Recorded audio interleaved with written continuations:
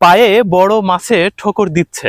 আমরা প্রায়শই দেখি উন্নত দেশগুলোতে, চীন, জাপান এই ধরনের দেশগুলোতে ধানের জমির মধ্যেও মাছ ঘোরাফেরা করে। কিন্তু বাংলাদেশে যে এরকম আছে এটা আসলে আমি কখনো ভাবতেও পারিনি। আমি মাগুরা জেলার আবালপুরে আছি এবং এখানে সমস্ত ধানের জমির মধ্যে মাছ ঘোরাফেরা করছে এবং একেবারে ছোট ছোট মাছ নয়, কিন্তু বেশ বড় বড় মাছ। আরও একটা তথ্য জেনে আপনি অবাক হবেন, এইসব ধানের গাছ মাছগুলো কিন্তু খেয়ে ফেলছে এবং তারা টেনে টেনে নিয়ে যাচ্ছে। যেখানে একটু বেশি পানি সেই জায়গাটাতে ধানের গোড়া কেটে নিয়ে যাচ্ছে। 4 কেজি 5 কেজি ওজনের মাছ রয়েছে, গ্রাস কাপ জাতীয় যে মাছ রয়েছে তারা বেশি করে ধান খাচ্ছে। আমার কাছে খুব অবাক লেগেছে। পুরো ধানের জমিতেই মাছ ছড়ানো, দেখছেন যতটা ধানের জমি সব জায়গায় মাছ ছড়ানো। আমি কখনো কল্পনা করতে পারিনি যে বাংলাদেশে এবং আমাদের মাগুরার একটি গ্রামে এরকম একটা সুন্দর ধান ক্ষেত রয়েছে এবং তার মধ্যে মাছ চাষ করা হচ্ছে। পাশে বড় পুকুর, সেই বড় পুকুরের মাছ আর কি এর মধ্যে আছে।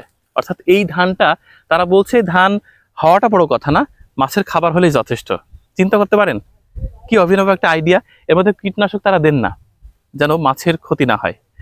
আমি খুব অবাক হয়েছি। এর মধ্যে দাঁড়ালে মাছের ঠোকর দিচ্ছে, বড় বড় মাছ ঘুরে বেড়াচ্ছে, মানে হরেক রকমের মাছ।